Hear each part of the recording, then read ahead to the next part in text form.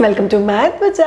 बारिश के सीज़न में मुझे सर्दी खांसी बुखार अगर हुआ है तो क्या मैं बच्चे को ब्रेस्ट फीड करवा सकती हूँ? क्या मुझे बच्चे का ख्याल रखना चाहिए? क्या मुझे मेरे बच्चे को कडल करना चाहिए? क्या मुझे मेरे बच्चे को पास में लेना चाहिए? उई उई, बहुत इंपॉर्टेंट क्वेश्चन जो बहुत सारे मदर्स को पड़ता है। सबसे पहली और इम्पॉर्टेंट चीज़, वेदर चेंजेस में क्या बच्चे बीमार पड़ते हैं? The answer is yes. जब भी वेदर चेंज होता है, सर्दी खांसी बुखार ये सभी चीज़ें होना इज़ एब्सोल्युटली नॉर्मल। क्यों होता है बता देती हूँ। बारिश के सीज़न में एक एडवांटेज होता है कि सब कुछ धुल के निकल जाता है, बट उस चक्कर में बहते बहते ऐसी कई चीज़ें हमारे आसपास आ जाती है जो इनफैक्ट पोल्यूशन क्रिएट कर सकती है। दूसरा चीज़, बारिश के सीज़न में अगर proper flow of water maintain नहीं है, अब जहाँ पे रहते हो वहाँ पे आसपास अगर पडल्स है जिसमें पानी जमा किया हुआ, आई थिंक हम लोग सभी लोग इतने मैच्योर्ड है टू अंडरस्टैंड अगर पानी के पडल्स जमा है और अगर पानी उसमें जमा हुआ हो तो उसमें मॉस्किटोज़ का ग्रोथ हो सकता है। उस मॉस्किटोज़ का ग्रोथ जो कॉन्स्टेंटली होता है उसमें, उसकी वजह से dengue malaria, lot of mosquito bite वाले issues, lot of viral infections फैलते हैं। तीसरा बहुत इंपॉर्टेंट चीज़, आप लोग जहाँ पे रहते हो एकदम पास में नहीं बट थोड़ा दूर, अगर कोई रूरल एरिया है या जैसे हम लोग बोलते हैं कि पुअर एरियाज़ है, अगर आप मेन सिटी में भी रहते हो बट आपके आसपास कोई एरियाज़ है जहाँ पे थोड़े से पुअर पीपल रहते हैं, जहाँ पे माइट भी पॉटी रिलेटेड हाइजीन या नॉर्मल डोमेस्टिक हाइजीन भी मेंटेन नहीं होता है, तो मच्छर्स शेयर भी होता है। मच्छर्स वहाँ पे जाएंगे, उनके खाने पर उनकी चीज़ों में बैठेंगे, वापस आएंगे, आपको काटेंगे। So locality is also will be very very important. मैं ऐसा नहीं बोलूँगी कि आपके आसपास है, मच्छर्स फ्लाई करते हैं, मच्छर्स ट्रैवल करते हैं, इसीलिए ये चीज़ भी अफेक्ट करता है। इसीलिए बारिश के दिनों में बीमार बहुत सारे लोग पड़ते हैं, बहुत बार पड़ते हैं, और कई बार एक वायरल इन्फेक्शन का एक सर्कल बन जाता है कि बाबा पहले 3-4 दिन बीमार थे, फिर बीच में 1-2 दिन अच्छे थे, फिर वापस 3-4 दिन बीमार है, उस सर्कल में इंसान अटक जाता है। So this is reason number 1। Reason number 2, बारिश के दिनों में बहुत सारे लोगों को एसिडिटी बढ़ने की वजह से सर्दी खांसी हेडेक ये सभी चीज़ें होती है। That's also very very common. अब समझते हैं बहुत इंपॉर्टेंट चीज़, अगर आप न्यू मदर हो और आपको सर्दी खांसी हो गया, इसमें से माइट भी किसी भी चीज़ों की वजह से कि मुझे सर्दी खांसी हो तो क्या मैं बच्चे को पास में ले सकती हूँ? सबसे पहले और इम्पॉर्टेंट चीज़, सर्दी और खांसी ये दोनों चीज़ें कंटेजियस है। कंटेजियस मतलब अच्छी, मैंने हाथ पे छींका, मैंने यही हाथ किसी और चीज़ को लगाया, उसको भी सर्दी फैल सकती है।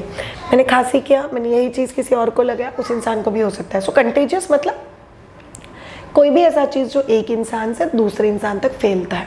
सो अगर आपको सर्दी खांसी है जो कंटेजियस है, कितना भी डॉक्टर बोले नहीं कंटेजियस नहीं है, टेंशन मत लेना, बट ट्रस्ट में अगर आपको सर्दी खांसी है तो वो कंटेजियस है, वो बच्चे को हो सकता है, और बच्चे का इम्यूनिटी आपके जितना स्ट्रॉन्ग नहीं है, इसीलिए बच्चा बहुत इजीली कैच करता है। अगर आप सर्दी खांसी या किसी भी चीज़ से जा रहे हो तो आप लोगों को ये ध्यान में रखना बहुत ज़्यादा ज़रूरी है। अगर सर्दी खांसी है तो पहली बात, डॉक्टर के पास जाके दवाई लेके आओ।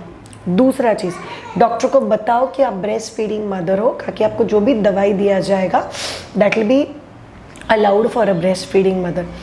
तीसरा चीज़, आपको इंश्योर करना है अगर आप खांसी या छींक करते हो तो वो अपने हाथ में ना करो। अगर हाथ में किया तो आपको हाथ को बहुत अच्छे से धोना बहुत ज़्यादा ज़रूरी है। अगर आप हाथ को अच्छे से धोते हो तो फिर उसका असर बच्चे के ऊपर नहीं होगा।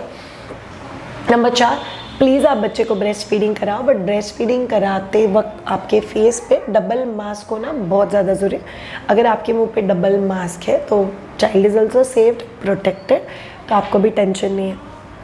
लास्ट वन, अगर आपको लगता है कि शायद मेरा बच्चा मुझे छोड़ के और रुक ही नहीं रहा तो फिर आप लोग मास्क वैसे ही रख सकते हो, और मास्क को आपको हर 2-3-4 घंटे में चेंज करना है। This is very very important. अब उसका उल्टा चीज़ आता है कि बुखार। फर्स्ट ऑफ ऑल, बुखार मतलब गर्म होना नहीं होता।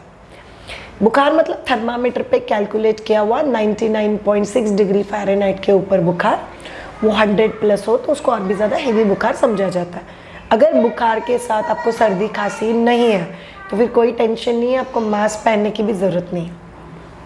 सेकेंड, अगर आपको सिर्फ बुखार है और डॉक्टर ने बोला है कि ये वायरल नहीं है या ये कंटेजियस नहीं है तो फिर ये बच्चे को नहीं फैलेगा, आप लोग ज़्यादा टेंशन मत लेना। नंबर 3, बुखार के लिए अगर आप कोई भी दवाई या एंटीबायोटिक लेते हो तो डॉक्टर को बताओ कि आप ब्रेस्ट फीडिंग मदर हो। अगर डॉक्टर आपको बोलते हैं कि ये पर्टिकुलर दवाई लेने के बाद आप लोग 4 घंटे तक बच्चे को ब्रेस्ट फीड नहीं करा सकते, you have to follow that rule.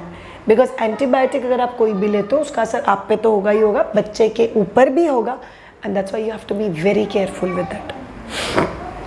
Number 4 जो आपके लिए बहुत ज़्यादा इंपॉर्टेंट है, अगर आपको बुखार हो चुका है तो एज अ मदर हम लोग ठंडे पानी की पट्टियाँ रखते हैं, बट बच्चे को अगर बुखार होता है तो बच्चे के लिए कभी भी ठंडे पानी की पट्टियाँ नहीं रखी जाती, बच्चे के लिए हमेशा वार्म वाटर की पट्टियाँ रखी जाती। नंबर 5, अगर आपको कहीं पे भी लगता है कि शायद मैं ना अभी रिकवरी फेज़ में, या मुझे बुखार हो गया, आपको बता देती हूँ सीक्वेंस क्या होता है। मुझे बुखार हुआ, बुखार होने के बाद आपकी बॉडी आपके इम्यून सिस्टम को बताती है ओए बुखार हुआ रे, बुखार से फाइट करने वाली चीज़ें भेजो। तो सो आपकी बॉडी के अंदर एंटीबॉडीज़ क्रिएट करती है जो इस पर्टिकुलर चीज़ से फाइट करेगी। इसका मतलब क्या है, आपके बॉडी में फाइटिंग मैकेनिज्म ऑलरेडी एक्टिव हो चुका है। एग्जैक्टली वो फाइटिंग मैकेनिज्म की वजह से जो एंटीबॉडीज़ होते हैं वो आपके ब्रेस्ट मिल्क में ऐड होकर बच्चे को भी मिल जाते हैं। सो अगर आपको बुखार है तो आपके बॉडी में जो भी एंटीबॉडीज़ के फायदे वो ऑलरेडी बच्चे को मिलेंगे, इनफैक्ट बच्चा बीमार नहीं पड़ने वाला है। दूसरा बहुत इंपॉर्टेंट चीज़, बच्चे के ब्रेस्ट फीड करने की वजह से आपको बुखार कम होने में हेल्प होगा।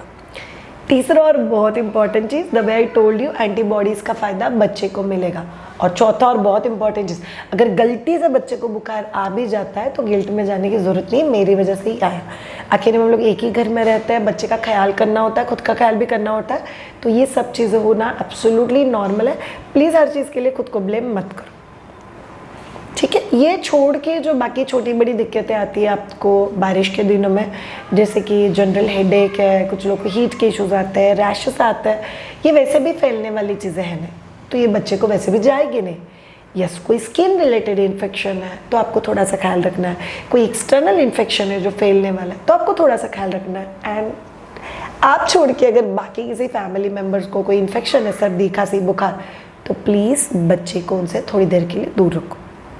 थोड़ी दिन मतलब कितना दूर है, यूजुअली कोई भी वायरल या कोई भी इन्फेक्शन होता है वो 3 से लेकर 7 दिन या 9 दिन का होता है, उसके बाद करीब 4 से 5 दिन तक इम्यूनिटी ड्रॉप होता है और उसके 1 हफ्ते बाद इंसान वापस पूरा रिकवर होता है।